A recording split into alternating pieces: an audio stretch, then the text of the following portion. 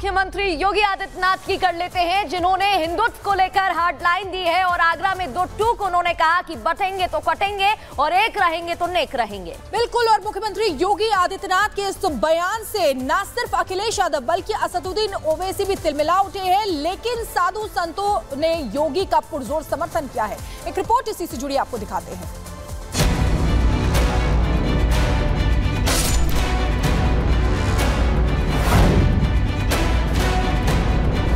बटेंगे तो कटेंगे। वो प्रधानमंत्री बनना चाहते हैं, कम से कम प्रधानमंत्री का रोल उन्हें नहीं प्ले करना चाहिए। जहाँ हिंदू बटा या जहाँ हिंदू बटा वहाँ देश बटा। तो बांटेंगे तो कटेंगे। भाई आप ही तो बांट रहे हैं, कौन बांट रहा है? आप ही तो बांट रहे हैं। सबको एकजुट होने का आवश्यकता है और होंगे तभी जो है मानवता पूरे विश्व में फैलेगी। होड़ लगी हुई है आपस में, कौन माइनॉरिटीज के खिलाफ नफरत फैलाने का ज्यादा बड़ा काम कर रहा है। यूपी के सीएम योगी आदित्यनाथ ने बांग्लादेश में हिंदुओं पर हो रहे अत्याचार का उदाहरण देते हुए सनातनियों से एकजुट रहने की अपील की। योगी ने हिंदुओं को साफ शब्दों में चेतावनी देते हुए कहा, अगर बटेंगे तो कटेंगे, एक रहेंगे तो नेक रहेंगे। उन्होंने विपक्षी दलों पर सनातनियों को जाति बांटने की साजिश रचने का भी आरोप लगाया। राष्ट्र से बढ़कर के कुछ नहीं हो सकता, कुछ नहीं हो सकता। और राष्ट्र तब सशक्त होगा जब हम एक रहेंगे, नेक रहेंगे, तभी नेक रहेंगे। बटेंगे तो कटेंगे। आप देख रहे हैं ना, बांग्लादेश में देख रहे हो ना, तो वो गलतियां यहां नहीं होनी चाहिए। बटेंगे तो कटेंगे, एक रहेंगे तो नेक रहेंगे। योगी आदित्यनाथ के इस बयान ने सियासी तूफान ला दिया। इस बयान से विपक्षी दलों की जातीय राजनीति और जातीय जनगणना के एजेंडे देश के सामने आ चुके हैं। यही वजह है कि विपक्ष ने अपने अंजाम में योगी के इस बयान पर घेरना शुरू कर दिया। अखिलेश यादव ने ट्वीट करके इस बयान की निंदा की। अखिलेश ने लिखा कि जिम्मेदार लोगों का काम भय से बचाना होता है, भय फैलाना नहीं। अगर ये किसी के व्यक्तिगत विचार हैं तो गलत हैं, अगर उनके दल के हैं तो और भी ज्यादा गलत हैं। भाजपा राज में बने भय के इस वातावरण में क्या डबल इंजन कहीं दुबक कर जा बैठा है? AIM चीफ असदुद्दीन ओवैसी ने भी योगी के इस बयान की आलोचना की। तो उन्हीं के राज में लोग बोलते हैं कि मुसलमानों का क्या जेनोसाइड नरसंहार हो। वो खुद हेट स्पीच देते हैं मुसलमानों के बारे में, तो फिर वो तो कुछ और ही बात कर रहे हैं। तो बांटेंगे तो कटेंगे। भाई आप ही तो बांट रहे हैं, कौन बांट रहा है? आप ही तो बांट रहे हैं। वो प्रधानमंत्री बनना चाहते हैं, कम से कम प्रधानमंत्री का रोल उन्हें नहीं प्ले करना चाहिए। ये काम प्रधानमंत्री जी का है, भारत सरकार का है। ये पहली बार नहीं मुख्यमंत्री जी कर रहे हैं, मुख्यमंत्री जी पहले भी कह चुके हैं। मुझे उम्मीद है कि दिल्ली वाले इन्हें समझाएंगे कि दिल्ली वाले फैसलों पर वो हस्तक्षेप न करें। अखिलेश यादव या ओवैसी हिंदुओं के एक रहने को लेकर योगी के बयान पर चाहे कुछ भी कहें, लेकिन देश का संत समाज इस बयान पर योगी के साथ खड़ा है। देश भर के साधु संतों ने योगी के इस बयान पर अपनी सहमति जताई। जब तक आप एक हो, आप सुनामी के जैसे वेग हो, और जब भी आप बढ़ते हो और गली नुक्कड़ पर कटते हो, इसमें कहां कोई दो मत हो। जिन्हें केरला फाइल और कश्मीर फाइल्स गलत लग रही थी, वो बंगाल में चल रही लाइव देख लीजिए फाइल। और छोड़ दीजिए, 100 के नोट के 4 टुकड़े कीजिए, क्या 25-25 रुपए में चलेंगे? नहीं चलेंगे।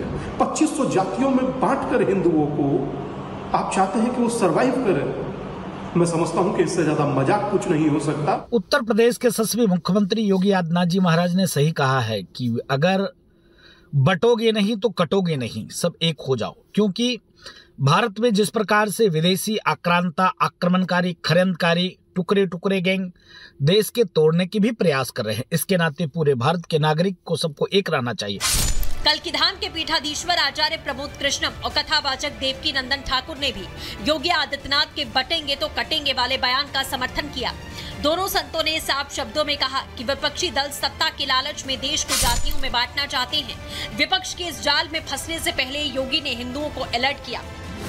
सत्ता के लालच में कुछ लोग सनातन को बांटना चाहते हैं और वो अच्छी तरह से जानते हैं कि भारत को तब तक नहीं तोड़ा जा सकता है जब तक सनातन के टुकड़े ना हो जाए। सनातन का विभाजन भारत को कमजोर करता है। जब जब सनातन बटा है तब तब भारत टूटा है। हम पाकिस्तान में कटे हैं, हम जम्मू कश्मीर में कटे हैं, हम बांग्लादेश में हाल फिलहाल में कटे हैं, क्योंकि हम वहाँ बटे हैं। अगर हम वहाँ बटे ना होते तो हम कटे ना होते। आज भी भारत में अगर हम बटे हैं तो कई 9 प्रदेशों में हम कटने के लिए तैयार हैं। 36 टुकड़े तो आपके नोएडा से ही आई हैं ना, आप बगल में ही है दिल्ली। 36 टुकड़े हुए थे मेरी बच्ची के, वो सनातनी बच्ची थी। क्यों हो गए वो 36 टुकड़े? क्योंकि हम सब बटे हुए हैं। यूपी के सीएम योगी आदित्यनाथ के बयान से मुस्लिम स्कॉलर भी परेशान हो गए। मुस्लिम विद्वानों ने योगी के इस बयान पर आपत्ति जताते हुए कहा कि योगी प्रदेश के सीएम हैं, उन्हें ऐसी भाषा शोभा नहीं देती। योगी को भाषा की मर्यादा का ध्यान रखना चाहिए। वो एक बड़े ओहदे पर हैं और उसकी गरिमा को उनको बाकी रखना चाहिए, कायम रखना चाहिए, ताकि सभी तबकात में, सभी समाज के लोगों में उनकी अहमियत और इफादियत बढ़े। हम हिंदुस्तानी हैं तो वो सबसे इम्पोर्टेंट है। अगर हम एक रहे उस एतबार से, सियासी हो सकता है हमारे मतभेद हों, अलग अलग पॉलिटिकल पार्टियां हों, ठीक है, लेकिन हमारा डिफरेंस ऑफ ओपिनियन हो सकता है, बाकी हम एक हैं, हिंदुस्तानी हैं।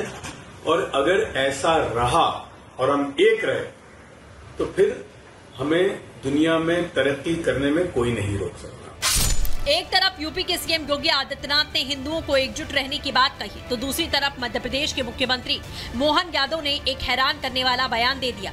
मोहन यादव ने कहा कि अगर हिंदुस्तान में रहना है तो रामकृष्ण कहना पड़ेगा। कृष्ण जन्माष्टमी पर मोहन यादव के इस बयान से सियासी तूफान खड़ा हो गया। रहीम, रसखान यहाँ की माटी में अपने आप को जोड़ करके चले तो आज सदियों से उनका हम स्मरण करते हैं। लेकिन सावधान, जो यहाँ का खाता है और कहीं और का बजाता है, ये नहीं चलेगा। भारत के अंदर रहना होगा तो रामकृष्ण की जय कहना होगा। मोहन यादव के इस बयान पर AIM चीफ असदुद्दीन ओवैसी ने तीखी प्रतिक्रिया दी। ओवैसी ने कहा कि हम किसी से नहीं डरते, ये देश हमारा है। उनके बाप का तो नहीं खाते हम देश का है, देश हमारा है। अब वो ना किसी के घर से दे रहे हैं ना किसको कर रहे हैं। अब ये वो बता दें कि 10 साल में इस देश के 5% जनता के पास 60% दौलत कैसे आ गई।